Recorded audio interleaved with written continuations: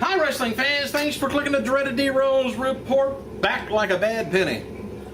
Zack Ryder and Kane is going to be taking place, their match is going to be taking place on YouTube for the WWE Over the Limits pre-show pay-per-view this coming Sunday. Vince McMahon was impressed by the Extreme Rules pre-show numbers that they expected to see this going on as a regular pre-show matches right before pay-per-view matches on YouTube. Not sure where the money comes in, but WWE supposedly is making good money from their YouTube partnership, which is why we've seen a lot of videos being produced and uploaded to their account lately. So, and the only way I know of they're making any money off of this is not only by the hits, but of course they got sponsors. Sponsors love people to hit them. Yeah. So apparently, right before pay-per-view, and if you're not getting the pay-per-view, might as well go on their internet site, get the pre-show match. All right, our dark main event, whatever you want to call it. It was announced on last night's Raw that if John Laurinaitis loses his match against Cena at Over the Limits, he's going to be terminated. Also, if any superstar interferes in the match, they will also be terminated. So they're not going to terminate a bunch of people, so apparently Cena's going to lose. First dark main event after last night's Raw Super Show in Pittsburgh saw CM Punk defeat Chris Jericho, and the second match saw John Cena, Randy Orton, Sheamus beat Lord Tensai, Kane, and Dolph Ziggler. Hall of Famer, the $1 Million Man, Ted DiBiase, he's been announced to appear for All Pro, his Pro Wrestling Syndicate, I guess, June 1st at Rawway Rec Center, Rawway, New Jersey. I don't know why I have a tough time saying Rawway. Yeah, said it right that time. May 11th episode of WWE SmackDown garnered a 1.7 cable rating, down from 1.92 the week before, the lowest rating since it's been the lowest, rated first run episode of SmackDown.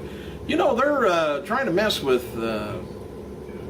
go up against the NBA playoffs too, and I'm not sure. I think there was a game that night too, so they got a little bit of a hard time. Normally it's it's football, Monday Night Football. A program average about let's say 2.5 million people, down from 2.7 million the week before. It was the least watched, like I said, since March 30th. And WWE Champion CM Punk is scheduled for tonight's WWE SmackDown taping in Hershey, Pennsylvania.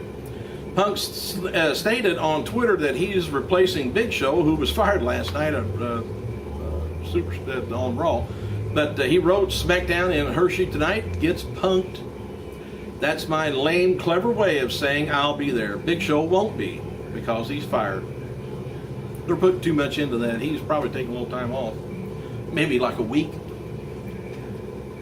Or is he going to interfere in the Cena versus Laurinaitis match? Since supposedly he's already fired, he could. A Raw live event is scheduled August 5th for the Civic Center, Dothan, Alabama. Bell time's around 5 o'clock. And Battle of the former WWE stars, Daivari versus Scotty 2 Hotty, headlines this Friday's International Championship Wrestling event in Kingfield House, Fort Riley, Kansas.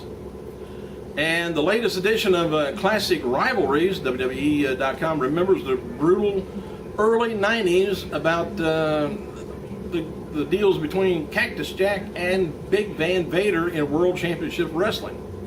The whole story is on the internet, but Vader always just cracked me up. Love Vader. And because of the divorce news that came out last week, WWE officials wanted to make sure John Cena was upbeat and positive last night at the Raw Super Show in Pittsburgh, so they gave him a lollipop. I don't know. I would have. WWE's website has, hey, I've been divorced and married 5 times, so don't give me no, the poor guy.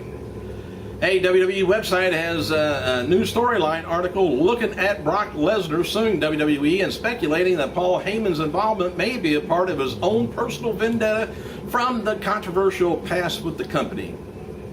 It says, now this is the storyline now, following the dismal ECW December to Remember pay-per-view in 2006, a very public disagreement about who was to blame for the subpar show saw Heyman part ways with WWE, either in resignation, termination, depending on which you ask, WWE or Heyman.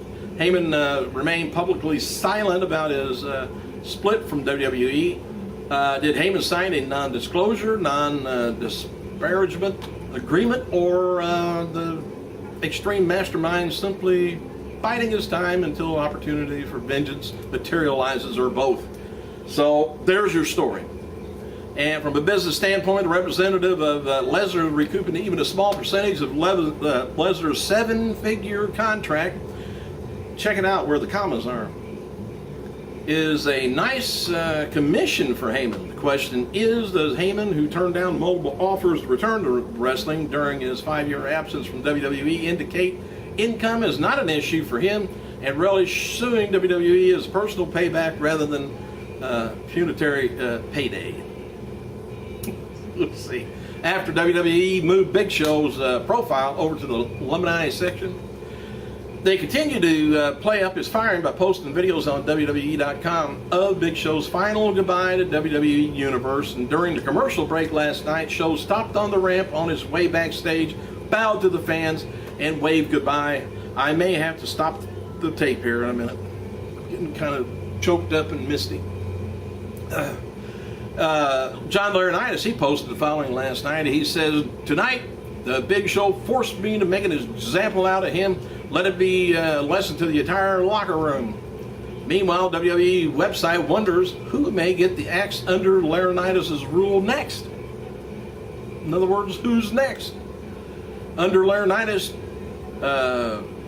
regime, Big Show, the Bella Twins, both have been handed their walking papers. If Laurinaitis defeats Big Show, John Cena at WWE Over the Limits and continues to serve as the GM Raw on SmackDown, only one could wonder who's the next in his wrath to be fired. Some of the WWE trendings last night on Twitter was "Go punk yourself," and the usual suspect. And as noted before, Mark Henry, by the way, is going under the knife for surgery today. While it's not confirmed, but word going around is he's finally having surgery on the groin injury that he suffered a long time ago, and thought he'd work it out. Couldn't do it. Henry said in the past that if he couldn't come back at 100% from the injury, he would retire. And there's been talk from before WrestleMania this year that Henry could be coming up to the end of his career. Been there quite a while. Spent a lot of the time down in OVW. Nobody really knew about it except people in OVW.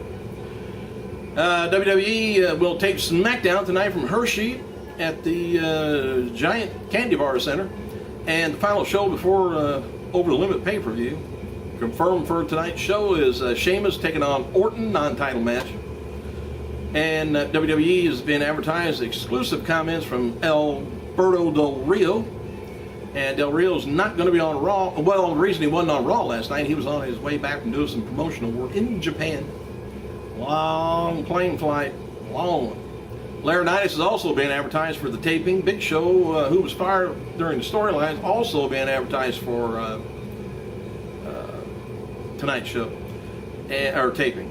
And advertised locally is going to be Sheamus taking on Bryan, taking on Orton in the three-way, as well as Orton and Kane in a street fight, and Sheamus taking on Bryant in single action. And Hall of Famer Ron Simmons, 54 years old. Damn, I didn't know he was that old. Also, Kevin Von Erich turns 55. Intercontinental Champion Cody Rhodes appears to start a feud with United States Champion Santino Marella on Twitter. Rhodes wrote, "The pinnacle of your reign, Mylan Miracle, as United States Champion has been the title itself, covering up that tattooed ass singlet. Oh, and another thing, Mylan Miracle says, I'll give you $500 if you could tell me who Wahoo McDaniels is, considering it's homework and your assignment."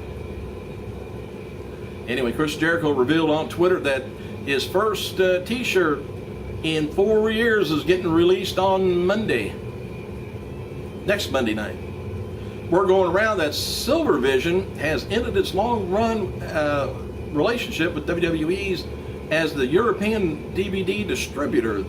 Hence why I said maybe a week ago or so, they pulled all the titles and said they could have money back, and they just couldn't get an agreement, I guess. WWE is going to be releasing a new book titled My Favorite Matches. WWE Superstars tells the stories of their most memorable matches, and looks like it comes out July 31st. So you book readers, hang on, got something for you to read. Thanks for clicking, you guys. Like a bad penny, I'll be back tomorrow. I gotta go.